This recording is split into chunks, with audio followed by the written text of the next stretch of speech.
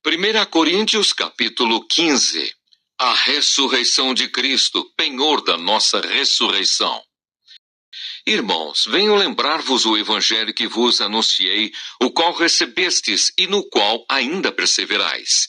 Por ele também sois salvos, se retiverdes a palavra tal como vô-la preguei, a menos que tenhais crido em vão. Antes de tudo vos entreguei o que também recebi, que Cristo morreu pelos nossos pecados, segundo as Escrituras, e que foi sepultado, e ressuscitou ao terceiro dia, segundo as Escrituras, e apareceu a Cefas, e depois aos 12. Depois foi visto por mais de 500 irmãos de uma só vez, dos quais a maioria sobrevive até agora. Porém, alguns já dormem. Depois foi visto por Tiago, mais tarde por todos os apóstolos. E afinal, depois de todos, foi visto também por mim, como por um nascido fora de tempo. Porque eu sou o menor dos apóstolos, que mesmo não sou digno de ser chamado apóstolo, pois persegui a igreja de Deus. Mas pela graça de Deus sou o que sou. E a sua graça que me foi concedida não se tornou vã. Antes, trabalhei muito mais do que todos eles. Todavia, não eu, mas a graça de Deus comigo. Portanto, seja eu ou sejam eles, assim pregamos e assim crestes. Ora, se a corrente pregar-se que Cristo ressuscitou dentre os mortos, como, pois, afirmam alguns dentre vós que não há ressurreição de mortos?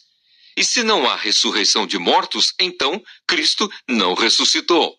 E se Cristo não ressuscitou, é vã a nossa pregação e vã a vossa fé. E somos tidos por falsas testemunhas de Deus, porque temos asseverado contra Deus que ele ressuscitou a Cristo, ao qual ele não ressuscitou, se é certo que os mortos não ressuscitam.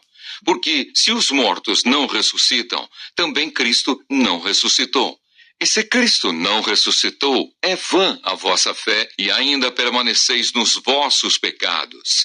E ainda mais, os que dormiram em Cristo pereceram. Se a nossa esperança em Cristo se limita apenas a esta vida, somos os mais infelizes de todos os homens. Cristo, as primícias dos que dormem. Mas de fato Cristo ressuscitou dentre os mortos, sendo ele as primícias dos que dormem. Visto que a morte veio por um homem, também por um homem veio a ressurreição dos mortos. Porque assim como em Adão todos morrem, assim também todos serão vivificados em Cristo.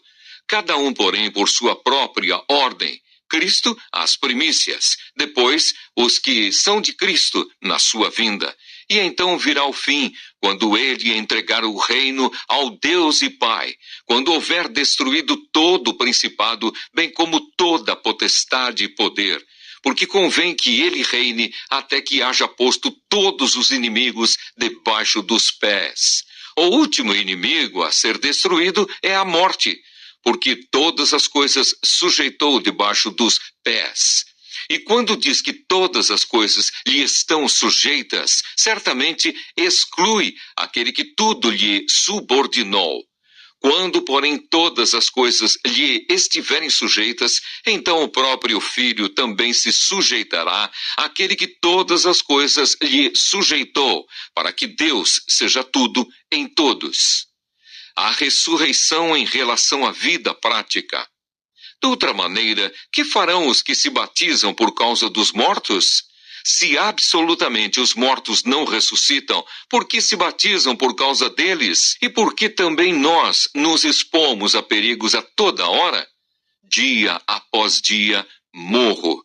Eu protesto, irmãos, pela glória que tenho em vós outros, em Cristo Jesus, nosso Senhor. Se como homem lutei em Éfeso com feras, que me aproveita isso? Se os mortos não ressuscitam, comamos e bebamos, que amanhã morreremos. Não vos enganeis, as más conversões corrompem os bons costumes. Tornai-vos à sobriedade, como é justo, e não pequeis, porque alguns ainda não têm conhecimento de Deus. Isto digo para vergonha vossa. Os ressuscitados terão corpo. Mas alguém dirá, como ressuscitam os mortos? E em que corpo vem? Insensato! O que semeias não nasce, se primeiro não morrer.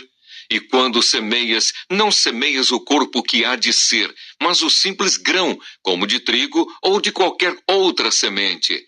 Mas Deus lhe dá corpo como lhe aprouve dar, e a cada uma das sementes o seu corpo apropriado.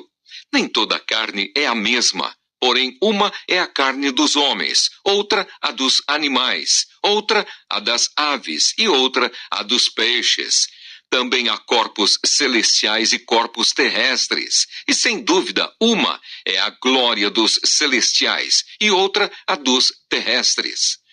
Uma é a glória do sol, outra a glória da lua e outra a das estrelas, porque até entre estrela e estrela há diferenças de esplendor.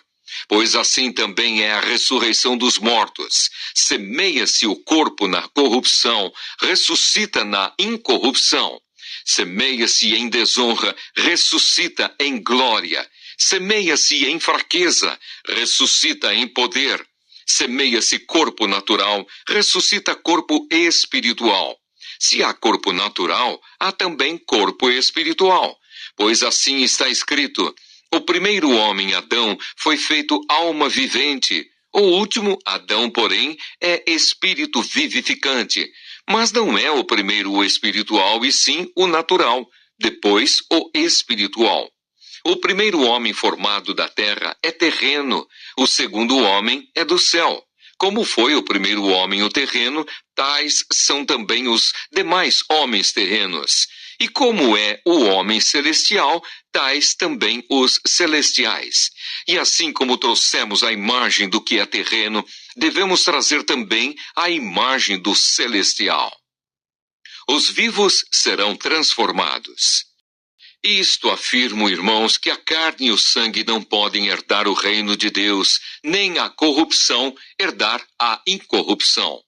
Eis que vos digo um mistério. Nem todos dormiremos, mas transformados seremos todos, num momento, num abrir e fechar de olhos, ao ressoar da última trombeta.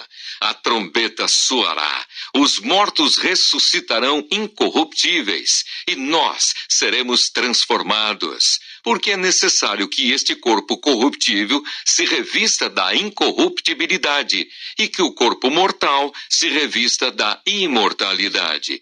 E quando este corpo corruptível se revestir da incorruptibilidade, e o que é mortal se revestir da imortalidade, então se cumprirá a palavra que está escrita: tragada foi a morte pela vitória.